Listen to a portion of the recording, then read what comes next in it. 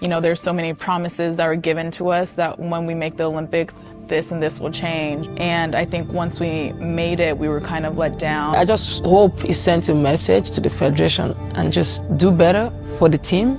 We have the talents, we have whatever, but it's just some of these little things that are really pulling us backward. In a new documentary called African Giants, football stars Alozie Michelle, Rasheedat Ajibade, and Azizat Oshoala speak up about the systemic bias and chronic underfunding in Nigeria's women's football team. Despite being the only African team to qualify for every FIFA Women's World Cup since its inception, and the most decorated African female football team with 11 Women African Cup of Nations titles, the Super Falcons remain a stark symbol of the systemic bias against women in Nigerian sports. In the second game after Brazil, we're playing against Spain. We had the same hotel with them, and I have a teammate, so then I just went to their floor, and you see like 4 physios taking care of different players on different couch.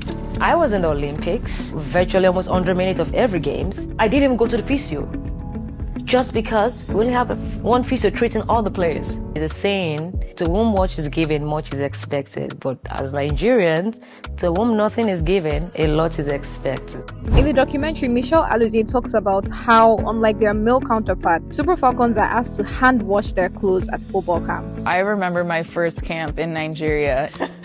I asked them, like, where's laundry? And they're like, oh, do you need soap? Like, why would I have to hand wash it? We're all professional athletes. We also know that the Super Eagles are not doing hand washing, so why should we? Mind you, this is a team that secured their spots at the 2024 Olympics after 16 long years, and the first ever African female football team to make it to the quarterfinal in the Olympics. A recent Bounce article revealed that while the Super Eagles receive a 5,000 win bonus and daily camp allowance of $200, their female counterparts receive a $3,000 win bonus and a daily camp allowance of $100. This means a male football player in Nigeria earns double the daily camp allowance of a female football player, despite the fact that they play for the same country and the female football team has achieved far greater continental success. People think the men deserve more money than the women.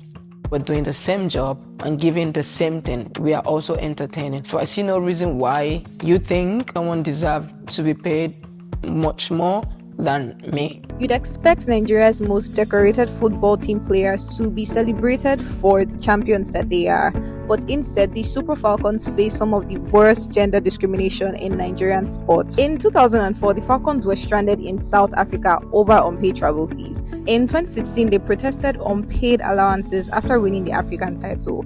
In 2019, the team was forced to stage a sit-in in France over unpaid bonuses. Most recently, in 2023, the team protested over unpaid World Cup allowances, which led to several vocal players getting dropped off the team in what was seen as an act of retaliation. The African Giants documentary is a powerful call out to the Nigerian Football Federation through the stories of 3 remarkable football players who demand that the Super Falcons are given the respect and resources